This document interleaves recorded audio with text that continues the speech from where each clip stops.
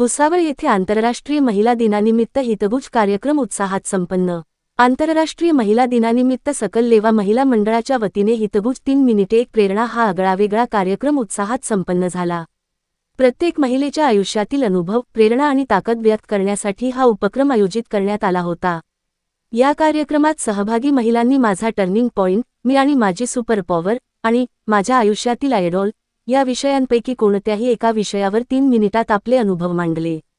हा कार्यक्रम स्पर्धा नसून मैत्रीपूर्ण हितगुजाचा मंच असल्याने सर्व महिलांनी मनमोकळेपणाने आपले विचार व्यक्त केले। प्रत्येक सहभागी महिलेला प्रमाणपत्र व भेटवस्तू देऊन गौरविण्यात आले। कार्यक्रमात अलका ढाके, जागृती चौधरी व डॉक्टर चारुलता पाटील, कीर्ती मोताळकर, वंदना ढाके, जयश्री ढाके, सुनंदा औंधकर, विद्या रामवंशी, प्रतिभा गायकवाड, जयश्री इंगळे व स्मिता पाटील यांना सन्मानित करण्यात आले। कार्यक्रमाचे परीक्षण डॉक्टर नीलिमा नेहते व जयश्री चौधरी यांनी केले। प्रमुख पाहुण्या नगराध्यक्षा गायत्री भंगाळे त्यांच्या हस्ते ट्रॉफी देऊन बक्षीस वितरण करण्यात आले। कार्यक्रमाच्या अध्यक्षस्थानी मंगला पाटील होत्या। अध्यक्षीय भाषणात त्यांनी महिलांसाठी दरवर्षी विविध उपक्रम राबविले जात असल्याचे सांगत भविष्यात निराधार महिलांसाठी महिलाश्रम सुरू करण्याचा मानस व्यक्त केला।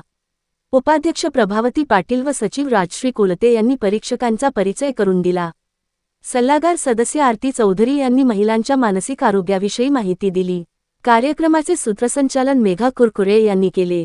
कार्यक्रम यशस्वीतेसाठी खजिनदार स्वाती भोळे, सहसचिव कावेरी चौधरी तसेच सदस्या कल्पना शिंदे यांनी विशेष परिश्रम घेतले। मनोहर लोणे, दिव्या महाराष्ट्र न्यूज, भुसावळ। नमस्कार मैत्रिणींनो, मी डॉक्टर चारुलता तुषार पाटील। मी 53 वर्षाची आहे आणि गेल्या 25-26 वर्षांपासून भुसावळमध्ये नेत्ररोग तज्ञ म्हणून सेवा देत आहे। माझ्या आयुष्यातील टर्निंग पॉइंट या विषयावर मी बोलणार आहे। एका सर्वसामान्य महाराष्ट्रीयन मुलीप्रमाणे माझं चाकरीमध्ये आयुष्य सुरू होतं। शिक्षण झालं, लग्न झालं, व्यवसाय सुरू केला, मुलं झाली, त्याच्यानंतर कुटुंब वाढलं आणि कुटुंबाच्या सर्व प्रपंचामध्ये स्वतःच्या आरोग्याकडे लक्ष द्यायला वेळ मी काढत नव्हते, किंबहुना मला त्याची गरजच वाटत नव्हती।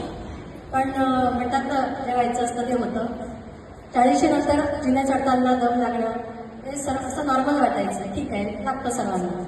पण एकदा मी काश्मीरला गेलो। काश्मीरला ट्रिप होती, तिथे 100-150 मीटरची छोटीशी बर्फाची टेकडी होती, ती चढून जायची होती आणि ती चढताना मात्र मला बराच दम लागत होता, धाप लागत होती, मी थकत होते, श्वास फुलत होता। कशी तरी वरती चढून तर गेले, पण तिथे गेल्यावर मी विचार केला की अरे, आता अजून आपण 40मध्येच आहोत, आताशी जर आपण असे थकलो तर कसं होणार? अजून तर बरेच आयुष्यातली स्वप्न पुरी